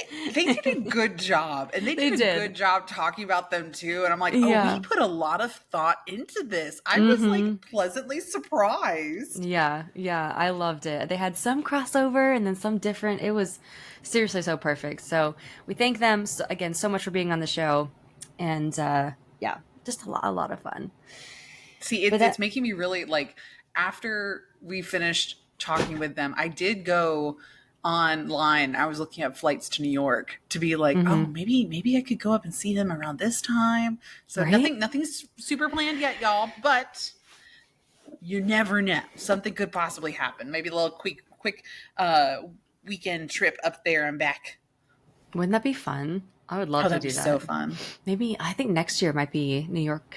New York might be in the cards for me. We shall see. Yes. I know. Well, with that, Danielle, I think it's time to get into our top 5 Disney villains. If you're ready. Go. Okay. Let's have you. I think I started last time. So why don't you go ahead and recap your 6 through 10 and then get into number 5. Fabulous. Yes, I have my little pen, and I have my sloth Little book. notebook, and I'm so ready. Okay. So number 10, to recap, was Yes. Cruella de Vil. Number 9 was King Candy from Wreck-It Ralph. Number 8 was Alameda Slim from Home on the Range. Number 7 was Madame Medusa. And number 6 is, well, Jafar. Mm-hmm. You see, did you notice that I didn't mention Good. that? Did I mention in that recording that he was my number 6? I don't think so. I don't think you said the number. You said he was top 10. I said he was in my recording. Oh, You did, goodness. yeah. Mm-hmm, See, I didn't want Jafar coming after me in that one. So that's why I was like, yeah, he's in number 6, not in the top 5, but he's in my number 6. Oh, I couldn't mention it at all because he's not in my top 10 at all. I did notice that. I was like, ooh, Megan's being very silent right now. I'm being very quiet. Okay, so what's your number 5? Okay, number 5 for me. So I ended up putting Dr. Facilier at number 5. So good. So good. Yes, and I was like, this one, I don't know. I had a hard time, and not gonna lie, deciding who my top 5 were gonna be, because I'm like, how do you decide who's gonna go where? But I love Dr. Facilier, and as I was saying earlier in the episode with talking with them, the videos again popping up from his interactions over in Tokyo, amazing, so good. So I'm so glad being received so well over there. I mean, how could he not? He is so fun. He's so fun to He's talk so to. suave, especially his suave, meet and a little greet character. If sassy. you do get to meet him, Mhm. he's smooth. He really is. He is, and he can crack those jokes about like everything, and even about Tiana. He has like these slight digs at Tiana that I've heard that are really funny, but it's like it's just fun. What was Fun, it? good fun. He I think in one of the videos he said the quote from the movie, and again it was like me just being like, he did the thing, he said the thing. And That's from the movie. Right, and he said somebody was talking about, well, I'm a princess, and he's like, I'm a royal too on my mother's side, and just the quote from the movie, and I was like, oh yes, that was a good one. So good, so good. That's amazing. I want to go over there and meet him. I think we took him for granted over at Disneyland. Y'all, he was like walking by himself sometimes, just over in New Orleans Square. In New Orleans Square, to see Dr. Facilier, I would be freaked out, honestly. Yeah. I think that'd be so cool, but freaky at the same time. I love seeing him. I thought it was so cool to always see. He was just walking around a bunch. He was on the Mark Twain a bunch too, just chilling by himself. So maybe they'll bring him back at some point, but he's awesome. Okay, so my recap here, we have number 10 for me was Hans, 9 Mother Gothel, 8 was Hades, 7 Yzma, and 6 was Cruella de Vil. And my number 5 is going to be Scar. Ooh, because okay, man, is he's just evil, man. Anything to do with like family issues and hurting Simbo's basically, he is a kid, making him like run away, and just, oh my god, he's so deceiving, and he's just bad. And yes, Be Prepared has a little something to do with the placement of him in my list, because I do think it is a top villain song. But Scar is he is one of the best Disney villains for me, just because of how bad he is. So that's why he's my number 5. Oh, I love that. He causes one of the saddest moments in any Disney movie. That's him. He does that. Well, and I was so hoping for an overlap, but Scar's my number 4. Hey, we're getting close though, Danielle. It was pretty close. I was kind of you were saying some earlier, even in the last episode, that I was just like, oh, I don't know if we're gonna have any overlap, and I think this might be the closest overlap we're gonna get. I think so. Yeah. I'm pretty sure. So, but Scar's sitting at number 4 for the exact same reasons of the fantastic song. Also the suaveness. And he is suave. Like I was saying earlier with Dennis and Dawn, his character also in the Broadway version, so smooth. Right? And also just like, I love the character development that they also gave to him in the musical. Mm-hmm. Yeah. I totally agree. Oh, yeah. Okay, so I haven't seen the musical in a long time, but also him and his voice in the Lion King show Animal Kingdom. That's like one of my favorite parts of that show. Oh my gosh, yes. He's fantastic. So just so whenever that there's that song, even on Broadway, in the movie, it's just it's so powerful. And that is part of the reason he's right there on the list. And for you too, I'm sure. Right. Yay. Okay, we got a little bit. We got a little bit of crossover. We'll see if there's more. Yeah, we'll see. So my number 4 is going to be the queen herself, Ursula. Ooh, okay, I'll be honest, Ursula didn't make my list at all. And that's okay. I understand. I get it. Y'all know if you've listened to previous episodes, you know my feelings about Little Mermaid. I don't mind Ursula. I don't mind Ariel. Just not enough to be in my top 10. I totally get it. Ursula to me is such an icon. Poor Unfortunate Souls. Yes, the songs, like Dawn said, the songs have a lot to do with the placement of the villains on this list. Mm-hmm. And Poor Unfortunate Souls is like hands down a top 3 villain song. And I think a lot of people would agree with that.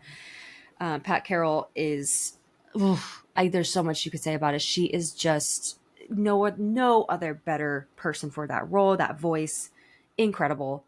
And yeah, I think Ursula's just iconic. I actually have quite a bit of Ursula merch because of how cool she is to me. And yes, she's also very evil. Okay, she is. She's a manipulator, and but you know, all the I guess people who have played her, like Melissa McCarthy in the live action, the Ursulas on Broadway have been all stunning. So okay, that's why Ursula on Broadway is also very impressive. Yeah, for sure. So that's why she had to be up there for me, and she's also just fabulous, I gotta say. So yeah, Ursula's at 4. Yeah. Mm-hmm. All right, that was a pretty good one. That was a pretty good one. Thank you. What is your 3? Number 3, I believe you've already mentioned, but it is going to be Yzma. Oh, yay. I had a feeling Yzma would be higher for you. I did. I was kind of thinking it.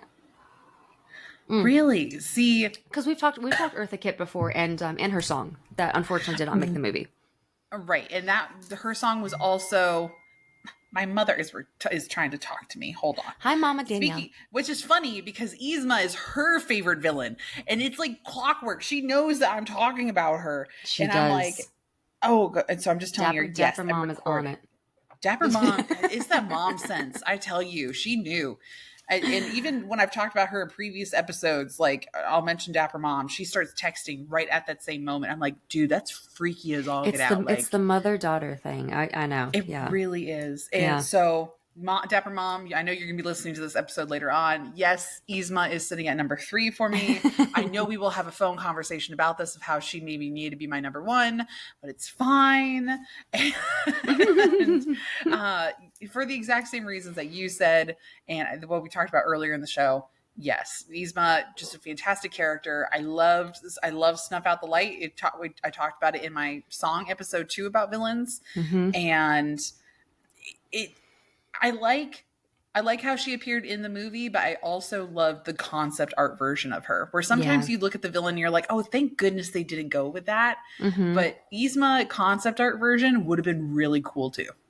That's awesome. I need to go look up the concept art again. I haven't seen it in a long time, but yeah, the way that they drew her, the way that she ended up being in the movie was so perfect for her. And yeah, I mean, just all of her lines, her relationship with Kronk it's just hilarious, you know? Oh yeah. She's evil, but in a little bit of a fabulously clumsy way. And it's just fun to watch. So I also love Yzma. She was number 7 for me. But I'm glad she's your top 3. That's great. Yay. Good choice. Okay. Let's see. Oh, my number 3. Oh, okay. My number 3 is going to be Claude Frollo from Hunchback of Notre Dame. Ooh, okay, this one I was waiting for. I was like, I know she's going to talk about Frollo, and I'm like, where is she going to? I was nervous that he wasn't in your other 10. I was like, is this a character she forgot about? And I'm like, nope. Good job, Megan. You remembered. No, well, of course I remember. Frollo to me, he could have been one. But we'll get into it because of how evil he is. For those who have been listening to my countdown, you could probably tell that I definitely placed my villains based on how evil they actually are. Frollo, to me, could be one because of how evil he is. First of all, almost just offs a baby right in the beginning of the movie. Okay. Right. What is that about? Right. Number 2, it's the way that he has this internal conflict about, being the godly man that he is and his relationship with the church and everything, and then also his actual human desires and his lust for Esmeralda, which gets really, really dark at a lot of points in the film, very quickly. And the fact that he hides Quasimodo from the world, and he is just, he thinks he's a righteous man and ends up being an absolutely evil person. So, and I feel like him, compared to Cruella, who we've mentioned earlier in the top 10, she's just after puppies, which is also just awful. But at least it was just for a single coat. It's not multiple things of trying to unalive a baby, Mhm. or like locking somebody up for years, Mhm. or trying to get with someone and then trying to murder that and someone. unaliving that, There's a yeah. lot to unpack here. It's a lot. It's a lot. And so he scared he scared me so much as a kid. And that is why he definitely had to be top 3.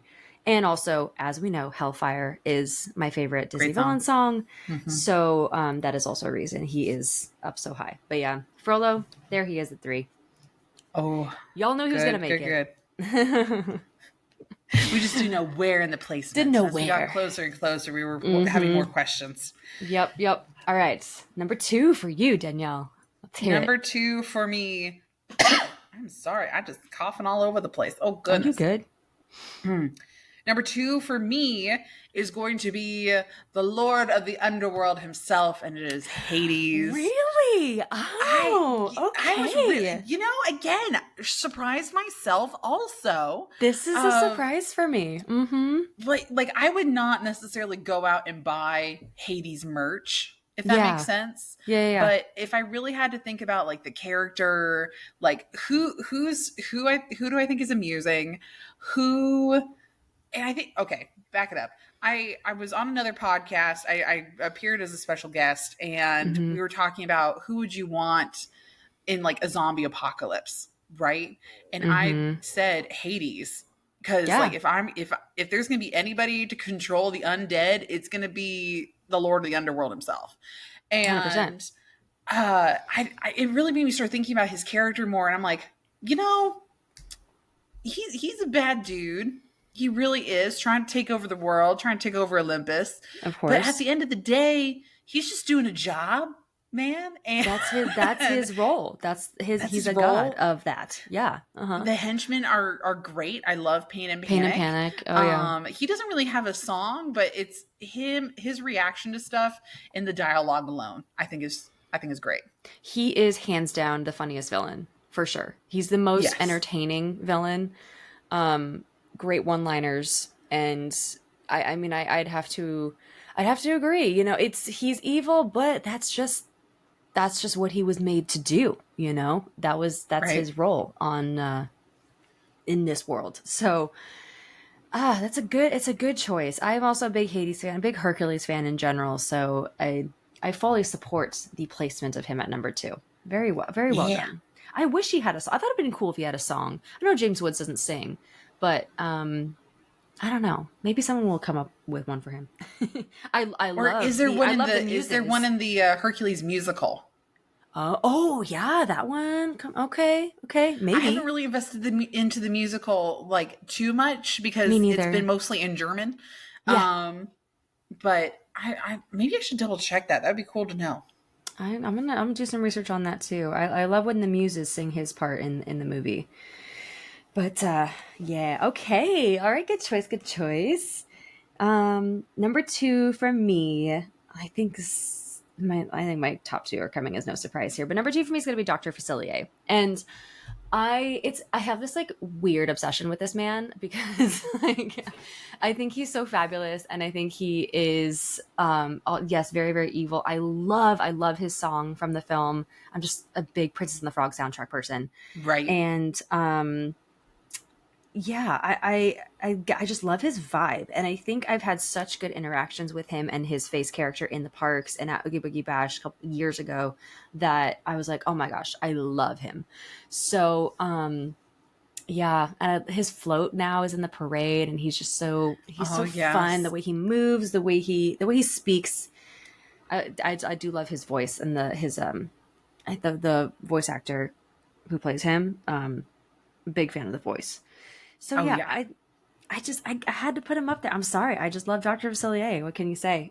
He has some really great quotes. Now that I think really about does. it, like most people will go towards the Dr. Facilier quotes if they're going to think of a villain. It's either going to be a tip of the hat from Dr. Facilier, or just like the smoothness, the one-liners. They're there. They're great. I think that's unfortunate that we're so like, oh, he's our favorite villain because of the one-liners, and people are like, what? And you're like, no, it's a factor. It's a thing. It's a factor for sure. And he's again an evil dude. He's the shadow man, the voodoo guy. So And like the song. and these, yes, yeah, these song, I, a part of me, there's a deep down there is a part of me that wished that he made an appearance in the attraction. I know it's a continuation of the story. He is on the other side himself. He can't be with us, but there was some deep down. I was like, oh man, that would have been so cool. But anyway, there it is, a number 2 for Dr. Facilier. Oh, very good. Had to. Well, before we get into our number 1s, y'all, thank you again so much for listening this far into the episode. Again, we so appreciate you, and we so appreciate Don and Dennis for coming in and chatting with us for a good amount of the show. And I had a great time. I know Megan had a great time also, and we were so. It turned out so good. I am so pleased with our conversation and what we did. Me too. I was nervous going in because I'm just like, oh my gosh, these guys are like, icons on Broadway, and they were really, really cool to chat with. So, yes, thank you, Dennis and Dawn again. So fun. So good. Yeah. Well, I guess shall we get into the number 1?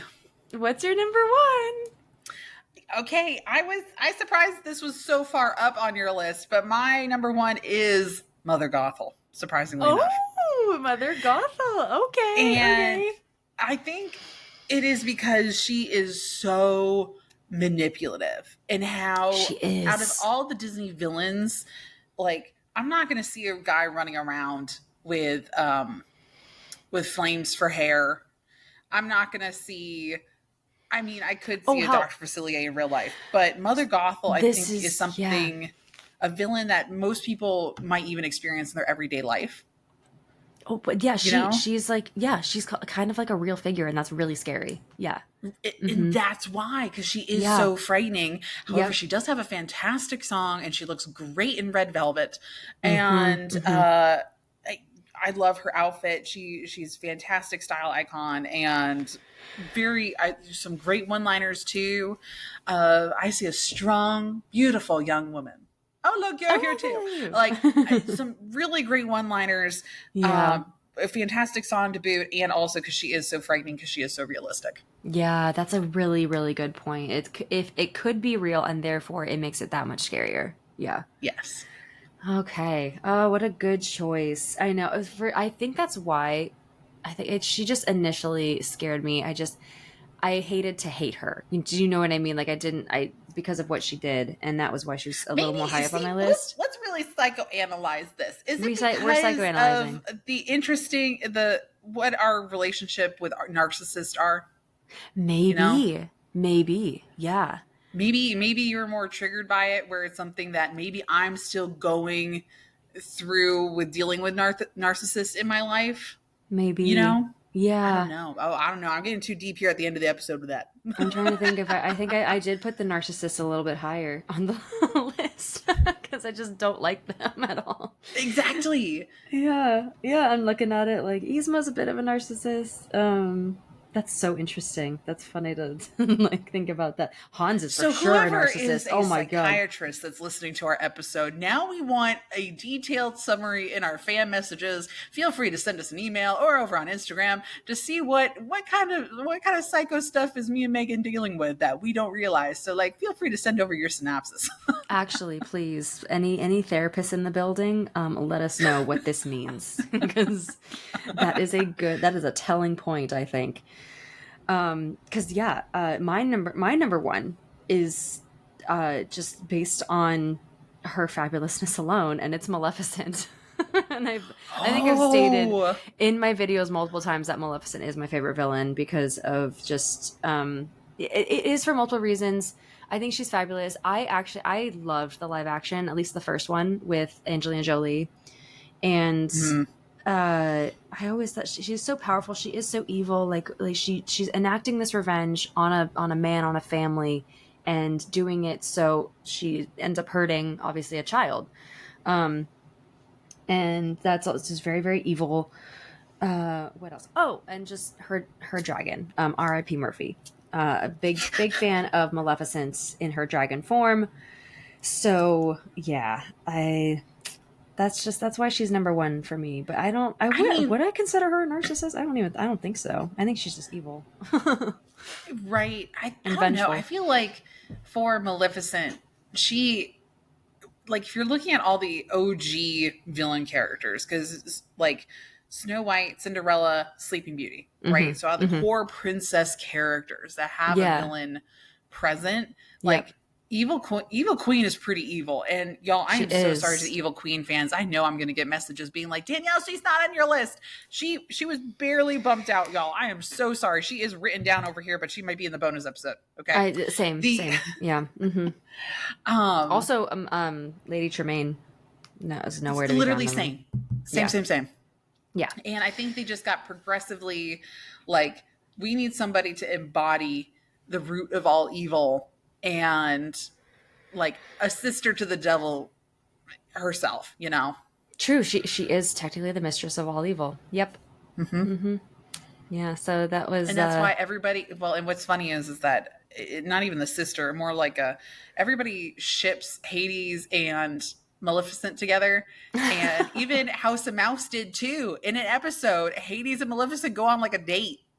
Really? Wait. Yes. I didn't know that. And I'm like, I can totally see this toxic relationship. And there's like clips of, I'm pretty sure there's clips of like Hades flirting with Maleficent. And I'll find Sam him. I gotta says send in him to you. Descendants they have a kid together. What? See, it's canon. It is canon, and then they made it like a real thing. Okay, I totally get it. I get it. They're both. I mean, I see it. I see the relationship going on. God and goddess of evil, for sure. Yeah, it's her ex-husband. That's fascinating. I did not know that. I haven't watched Descendants, sadly, but okay. Well, there you go. Was Hades your number 2? Hades was my number 2. Maleficent's my number 1. Okay. All right. Well, great lists. I love the just the contrast. We had a little bit of contrast here and there. Some definitely like mixed around our villains for sure in both of our lists. And like almost perfectly for different flipped, reasons. Because then my number 4 was Scar and your number 5 was Scar. Yes. It almost so it was perfectly. Like our list basically switched places. That's crazy. That is crazy. Yeah. Huh. Okay. Very interesting. Again, if any therapists are listening to this podcast, or some psychologists, please let us know what you think. What's going on in our brains? Why did we think this way? But this was super fun. Thank you so much again to Dennis and Dawn for being on the show. And thank you all for listening this far. We do appreciate it. Happy Halloween, everyone. We hope you have an amazing, spooky, and safe Halloween.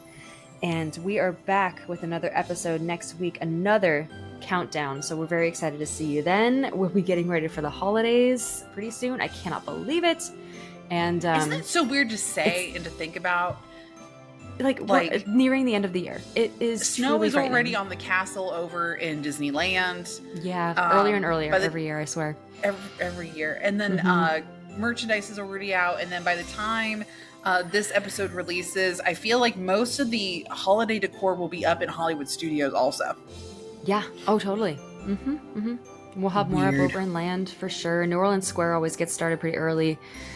It's gonna be crazy, but this is it, y'all. We're almost there, getting ready for the holidays. So, but still, happy Halloween. We haven't had Halloween yet, so happy Halloween. Hope you've enjoyed this episode. Hello, thanks, Merry Hello, all. Let's celebrate. Oh man, we'll see you all for the next episode, and until then, have a very magical day. And night night, sleep tight, dream of churros tonight, or Halloween candy. Right.